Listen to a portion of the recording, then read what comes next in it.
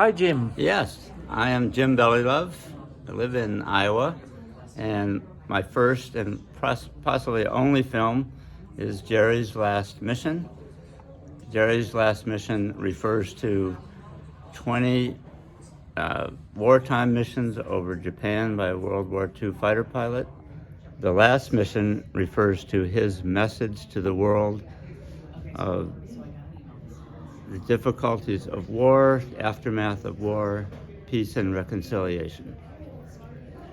So we want to know a little bit about Jerry's background. What kind of pilot he was? Well, Jerry was, embodiment of his generation. And he was 20 years old at Pearl Harbor Day.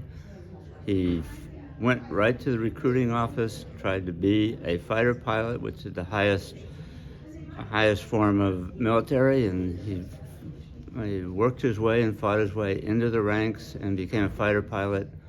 I want to fly against Japan. And his last mission is he referred the last this raid to his, on Japan. Well, he was the last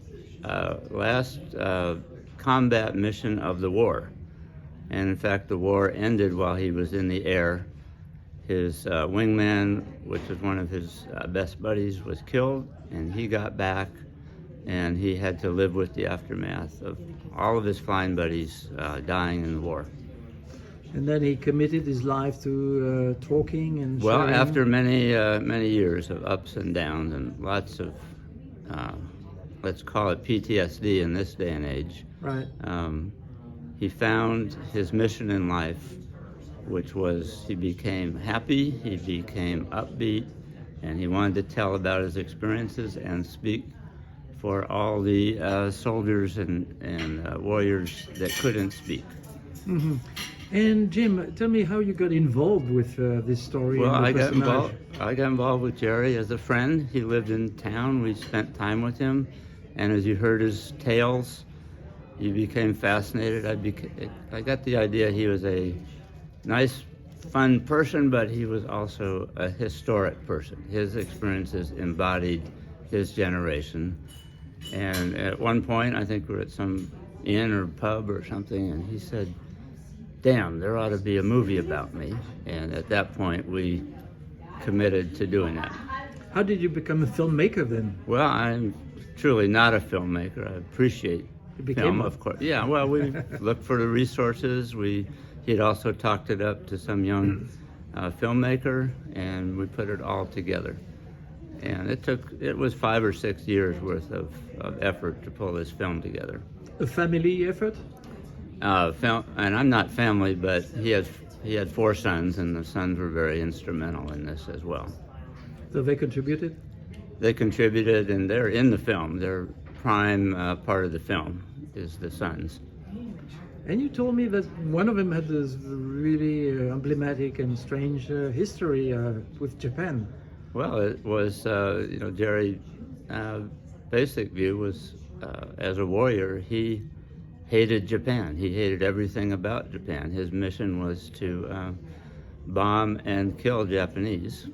And sometime later, the son grew up and visited Japan, wanted to make it his home, and wanted to marry a Japanese gal. Turned out the gal's father was a ineffective kamikaze pilot who never died, and they glared at each other for some time, and later found a way to reconcile and became best friends. It's amazing. Amazing story. Oh yeah, and tell me about Dubuque. How was the reception of the movie here? Well, I felt it's not a big film festival, but we pretty much filled the room in each time, and good. And we measure our success by grown men crying and laughing and applauding. That's nice. So I wish you a lot of success, and we hope to hear more about Jerry's last mission on the festival circuit. Well, wonderful. This is our first festival. Good. The first real showing of the movie.